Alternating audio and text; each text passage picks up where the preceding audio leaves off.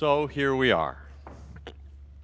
I know many of you have seen the video, and this indeed is 20 years in the making to this moment. Obviously, I've had the opportunity to grace this stage numerous times as a performer, singer. But the reluctance from my husband over all these 20 years, not just the last 5, for those of you who only have known me 5 years, but we started our ministry, and I say we, in 2003 at NoHo when he famously came home and said, I want to start a church. And I just said, that's never happening. But indeed, we did. And it comes along in those moments when, rare as they are, somebody has to fill in because he's either not available, which happened well into his ministry when Glenn Morshower first spoke. Glenn, by the way, is not a practitioner or a minister. When he got sick with cancer, Suzanne Wong spoke, not a minister or a practitioner. So there is a long precedent. That is what I'm basically saying here. And yet, he has no trouble telling me if you're not a practitioner or a minister, you will not be giving the Sunday talk. But people have. What about me? So he has often joked that hell would have to freeze over before he would allow me to stand here on a Sunday morning. And I now know what it is.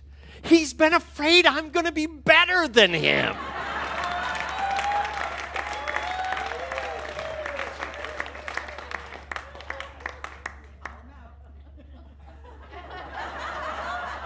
I'm just waiting to hear what's being yelled from Palm Desert right now. Reverend Eric, I may need to borrow that dating app later today. We'll see. Anyway, of course today then came after he said, you know, I really want to mix it up. We're in Palm Desert, by the way, when this is all being discussed. I really want to mix it up. There's got to be somebody who's just different the congregation hasn't seen or heard, who's compelling and young and cute, and that they'll really respond to it like, we've had our ministers, and it's just like, there's got to be someone else out there. I'm like, hello, I'm right in front of you. Give me a shot at this. And it's like, okay, all right. But if you're going to do it, you have to promise me. You have to promise me what you will talk about. I said, I haven't given it any thought. He said, fine. But there are contingencies then. And let me tell you what you will not talk about. You will not talk about politics. That will not be discussed on the stage. Okay, fine, I can do that. You will not discuss vaccinations. There will be no discussion of COVID, vaccinations, mask wearing, anything, whether you should get a shot, don't get a shot. Too controversial. You're not going to discuss it. Okay, fine, I don't have to go there. Number 3, you will not discuss the recent Roe v. Wade discussion. There is too much about whether a woman has the right to choose and defend her own body. People are on both sides of the issue. It is too much of a hot topic right now. Stay off of it. Just esteem everybody and whatever their beliefs are. I said, okay, well, stay off that one. What do you want me to talk about? Well, let me tell you what the big thing you cannot talk about right now. You will not ever to say anything about musical theater. That is my subject. Wait. So to which I say to him, I say, just so you know, of the two of us, I'm the one who's done 3 Broadway shows in a foreseeable part of the future where people actually might have seen me in a Broadway show. They're still alive and walking. Yours was 1980. I've done 3 since 1996. I actually could talk about musical. No, it's my subject. You will not discuss it. Fine. Then I'll just talk about the weather. To which he says, no, he does not miss a beat. He says, no, that's climate change. The sequoias are burning. Some people don't even acknowledge climate change. It's all a ruse. You're not going to discuss any of it. There's just no way. You cannot talk about these things. And I was just like, fine. I give up then, I say to him. I said, but I have this. This is not going to be a problem. Fine. Please join me for 20 minutes of quiet meditation.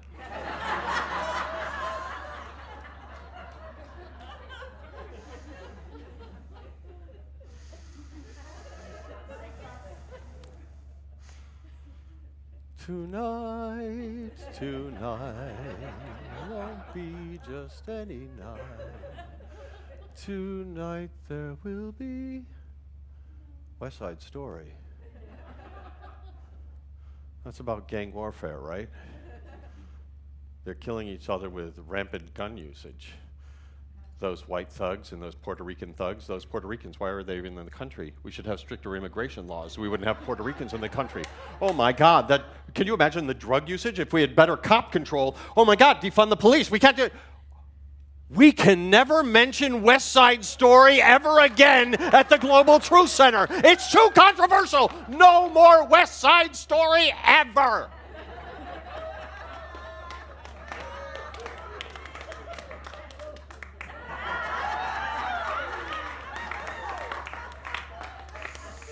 Okay, if you're watching for the first time online, you're probably a little lost in some of that. You can actually write to me at kevin.mbartis, and I will explain a lot of that in context. But to those of us in this sanctuary, I know from which my husband, in all of his many references, and the love and passion he has for that part of his career, and yet, in that moment of being told repeatedly and instructed, and I said this to Reverend Tiffany earlier, he's actually called me 6 times already this morning, making sure I'm ready. It's like he's birthing a young child in me today, to which I finally said, please stop. I have this under control. It's okay. And honey, remember what my talk title is. I give up. I give up. UP. The unlimited potential in myself, in everyone in this center. And I look at that beautiful image as I was thinking about what I would address this Sunday, along with our theme of surrender, beautiful song. And I look at that tree. It was the first part of my inspiration for this talk. I know many of you have been at our house, so you've been able to see the gloriousness of that divine piece of nature. It inspires me every day. I often tell people, I say, that tree, oh my God, I said, yes, when we stepped into this backyard, we bought a tree and it came with a house. That magnificent Virginia oak protects my family every day. It is calming. It is nurturing. I get to watch the canopy of the tree is virtually a condo to squirrels and raccoons and possums and birds of every possible nature.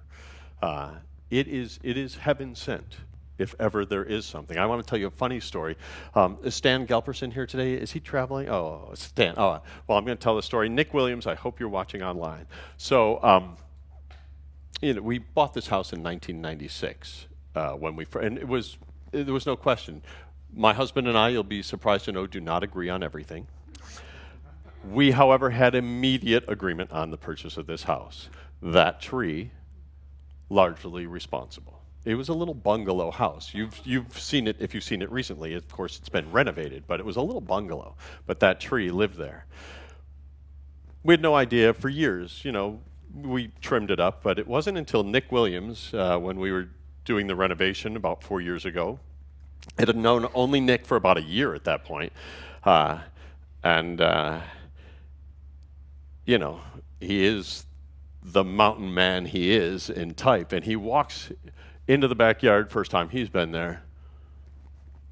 And he looks at the tree, he said, "That's one magnificent tree." I said, "Yes, it is." And it's as if I don't know, I swear, it's like he's a druid or something. He goes over to the tree, he just sort of looks at it, I think he sniffed it, and said, 320 to 325 years old. And I said, I don't know what Nick is smoking, but that just doesn't seem possible that this tree could be in this location for all that period of time. And we've just trusted that information. A couple arborists have come since then, and they said, yeah, that's probably about right. It wasn't until a few weeks ago that Stan Galperson, I think, was doubting this, and at least wanting to confirm it. Stan got out the measuring sticks, and he did all this stuff over about 15, 20 minutes of time, measuring the circumference, and he said, nah, Nick's way off. Not even close. I clock it at 317. I said, are you kidding me? Nick's off by 3 years just by looking at the tree. That was an amazing gift to somebody who clearly knows his trees. So that beautiful divine piece of nature has had its clear potential since there was almost no life in this valley. I mean, human. Think about what would have been in this area, or our area of Studio City, if you will, I'm even going to go with Nick's date, 320 years ago. And let's just for a moment think of the journey of that tree from an acorn. How did a Virginia oak, not a California oak, how did a Virginia oak seed get all the way from somewhere back east to this point? That tree has always known its potential. It's only done one thing. It's only gone up. It has been unlimited. Its growth is massive, just massive. And you think, wow, what that tree has seen to exist this long. What does it know? There's a quote on the next slide from this tree whisperer, a wonderful German guy who I've been reading a lot about since I've been discovering my tree. Peter Wohleben. Trees can feel pain, and they have emotions such as fear. Think about that concept. That's like a human, right? A tree, maybe all plant life. We know our dogs and pets do. So why not our plants? Why not a tree having a sense of fear? I'm going to use a different word, concern. Let's use another word, care. That tree has cared for so much for 320 years. Right now, it's caring for me, my husband, my son. It's cared for my family through the toughest of times. It only does one thing. It just grows wiser. We all have heard the phrase, the wise old oak. That is one wise old oak. It has never had anything else in its course but to grow. Now they say about oaks, this is a truth, that the giant mighty oaks grow for 300 years, mature for the next 300 years, and then slowly, their third act, if they've been well kept, die for 300 years. How about that? That's a 3-act, much like we say our own 3 acts, right? Think about that. We grow for Act 1. We mature for Act 2. And somewhere in our Act 3, as the wise old oak, we know we are closer to the end of our journey than we were to the beginning of it, right? So this tree has only known unlimited potential to be this massive, yard-spanning part of our life that has protected us. It's just gone up. I think of the things that are part of unlimited potential for myself. And for me, the thing I must most surrender, as that tree surrendered, it's like I'm going to grow through this valley no matter what. I think of the thing in my life that I have had to surrender the most, so I always remember who I am, and I try to love only. I forgive most things, but for me, it's remembering who I am. And it always comes back to that part of me that is my career. I have never, and we're being honest here, right? I have never succeeded to the place I want to be. I wanted to be a Broadway star. Now, I have done 3 Broadway shows. That's pretty darn good.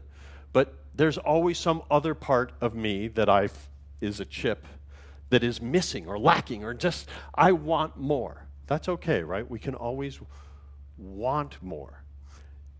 It's whether we need more. Wanting can motivate us. It's like, I want to do this. Then do it. We have enough is what we want to learn. I want to go to this next slide. This is a brilliant modern day metaphysician. Before we go to the next, does anybody know that name, Holiday Mathis? This brilliant modern day metaphysician says, there will always be reasons to give up. Today the reasons will look like immovable obstacles. They are, sorry about the double they are elusive shadows you can pass right through. Think about that. Elusive shadow. The obstacle is elusive. It's not really there. We put it there in our minds. It's not there. Whatever that, it's like we build up in our minds what the challenge is, right? By how much importance we give to it. Holiday Mathis, she's brilliant. I go to her every day because Holiday Mathis writes the horoscopes for the LA Times. Anybody besides me read the horoscope? Come on. Oh, be honest, please. I love reading my horoscope. And I want to be clear about something. My husband's more coming around to this. Holiday is published in, forgive me, I'm going to say thousands. I'm going to be hyperbolic like my husband sometimes is.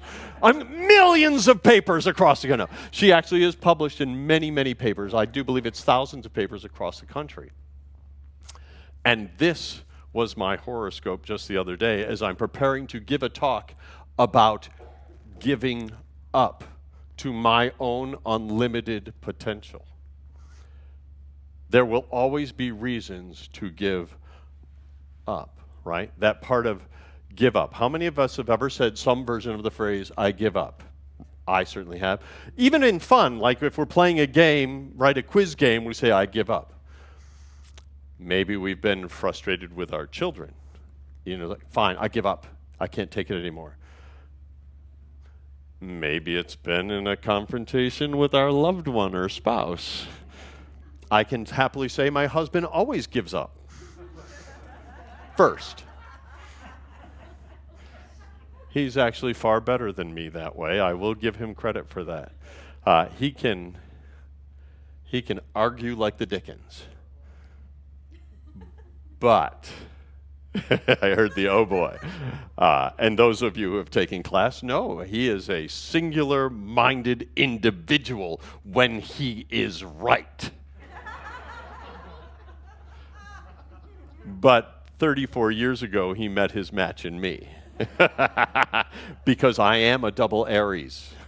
And anybody, who are my fellow Aries, female? Yeah, I know there's a bunch of us in the crowd. Where's Corinne Draper? I know you're watching at home. She and I virtually are 5 days apart, right? 5 days apart. So we are tough cookies. So I love the fact that Holiday, and I you know, intuitives come in many shapes and sizes, and she, I'm just going to give credit to horoscopes. Yes, we can read into horoscopes whatever we want on most occasions, right? It's just like, oh, that's exactly what's happening to me today. My career, to just go to this little nutshell, some of you know, it was in 1996. I'd had a pretty good early start to my career, forcing it from college, right into graduate school, getting my MFA, right out of graduate school into a really good regional theater, The trajectory is going right from the regional theater to my first national tour of Jesus Christ Superstar. Sorry, that was a musical theater reference. I'm not going to say anything about it. Right into more theater, production after production after production. And that was a span of period of time from 25 out of graduate school to about 35. A 10-year course of show to show to show. Not bad for a young performer. However, the career frustration, the struggle, the feeling of maybe I'm not as good as I think I am, watching friend after friend after friend who I went through the journey with get into Broadway shows, get into movies, get into television, and this had eluded me. This was my immovable obstacle. I was not getting my Broadway show. So when my husband, whose career success just, bless him, could not stop. It's like, I'm going to be a Broadway star. I'm going to write musicals. Oh, I just sold a screenplay, blah, blah, blah. We need to move to California. It's just like, I had, for myself, when he said, I want to move to California, I'd given up that dream of mine that I would be someday in a Broadway show. I let it go. It's like, I'm not going to succeed. I give up. And when we say that, really, we mean that level of surrender. Like, it's not, I'm defeated. That's the defeat part of I give up. I'm defeated. Some outside circumstance has actually beaten me. We move to California.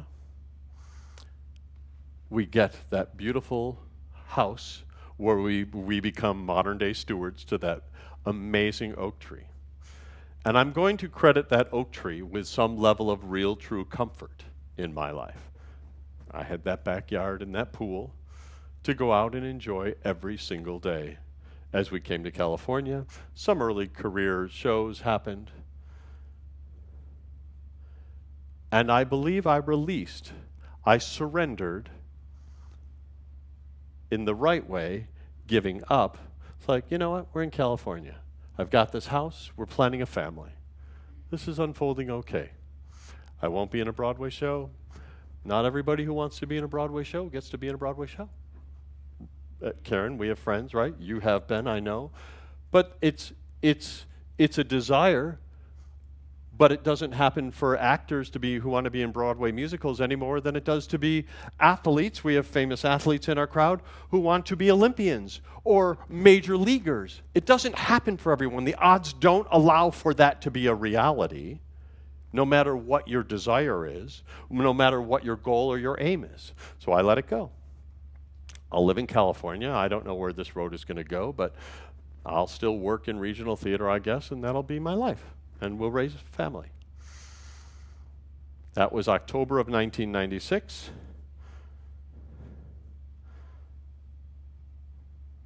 In May, April of 1997, because of doing a show in Los Angeles, James and I were in it together. Just by divine providence, the review comes out in the LA Times. It's a picture of he and I in this musical review. That picture catches the attention of people involved with Disney Theatrical. The people at Disney Theatrical call the casting agent for Lion King in New York, say, do you know this guy Kevin Bailey? He just got this good review. It sounds like he could be perfect for Lion King. We need to cast the final part in the show for the standby. And in about 72 hours from the review coming out and getting a call from the casting director in New York that said you need to get on a plane to go to an audition for Julie Taymor, my Broadway dream became realized after I gave it up.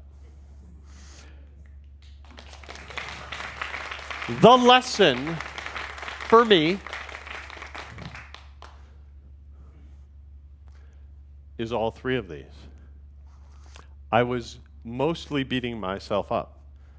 I had stopped appreciating that part of myself that had this potential. My another UP, user potential. I love unlimited potential and up.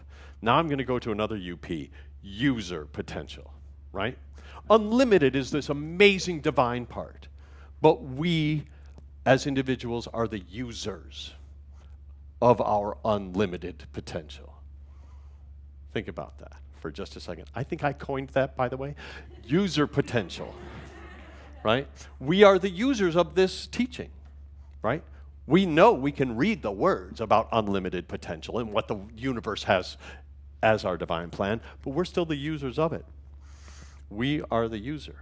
So I had to forgive myself what I thought were my failings, my shortcomings. If we can go to the next slide, Thor.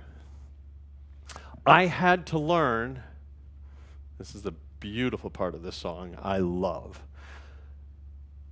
and I'm going to put I where it says we to make it personal, that when I fall, and I will fall, I will know with my word, and for us in this science, the word is our truth, in the world I will go. When I fall, and I will fall, I will know for myself that with my truth in the world I will go. And that's a bit of a reinterpretation of this beautiful song. But that's how it struck me. And they make it universal by using we, which is why the song is so wonderful. But think about that, so that we don't hold on to the things that we need to let go of and surrender. As soon as we release it, I know this happens to me, as soon as I release, magic happens in my life. Without going into the discovery of my relationship with husband, I was releasing a part of my identity. When I released that which I wanted to be the most, I had to release and come to a truth about myself. My husband walked into my life. Amazing how that has happened both for my relationship and in my career. Oh.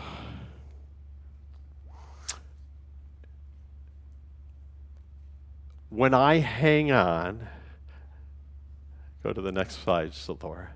When I hang on and I grip to those material things in my life,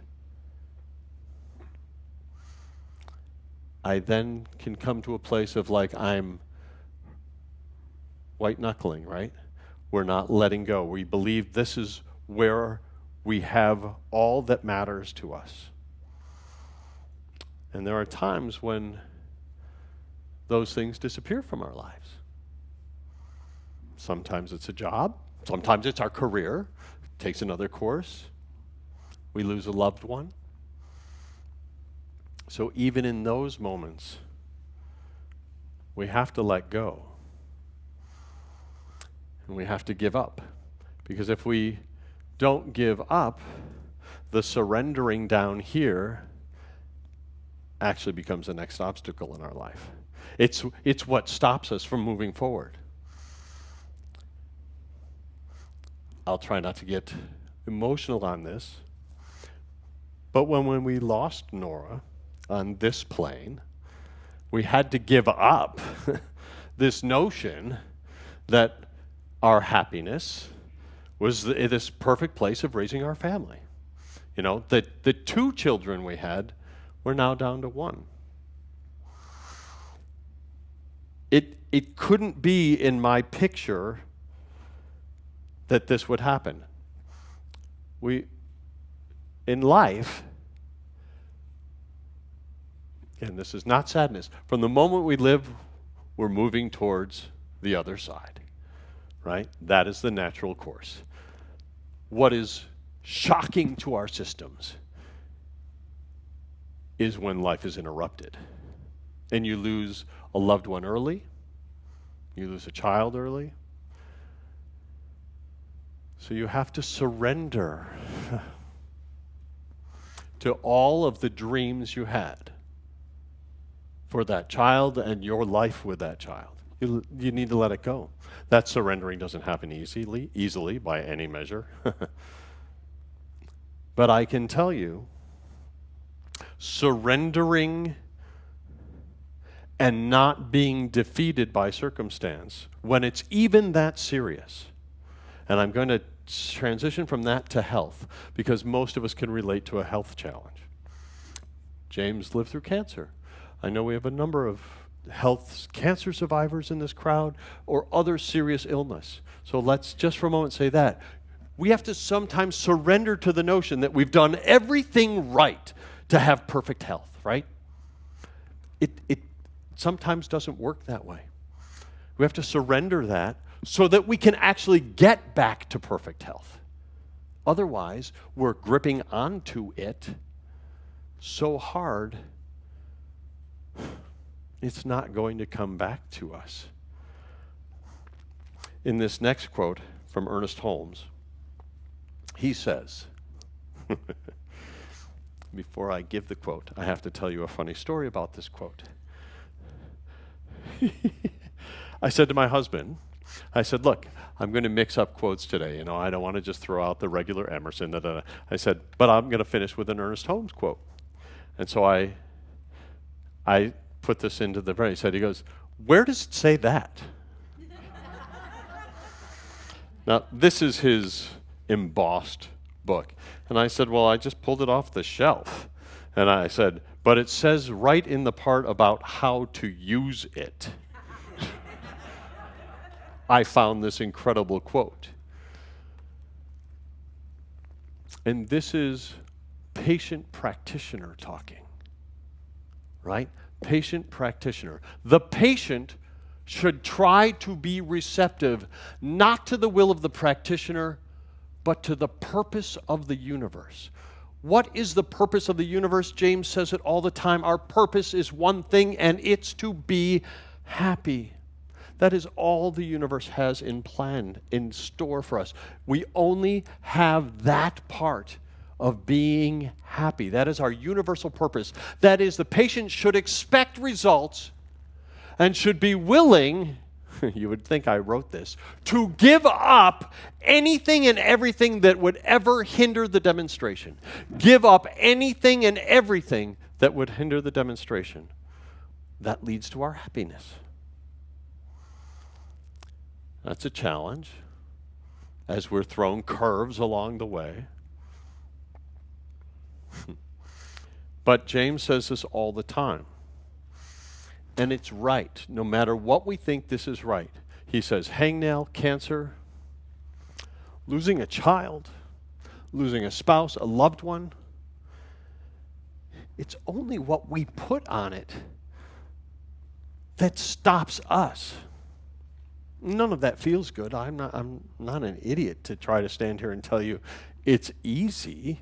Not many of these challenges are seemingly impossible to overcome for us.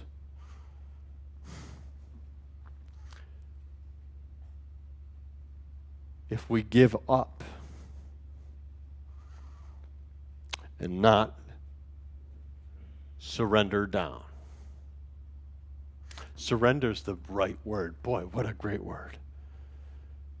Surrender is release. It's that next breath you take, I think. When I was able to give up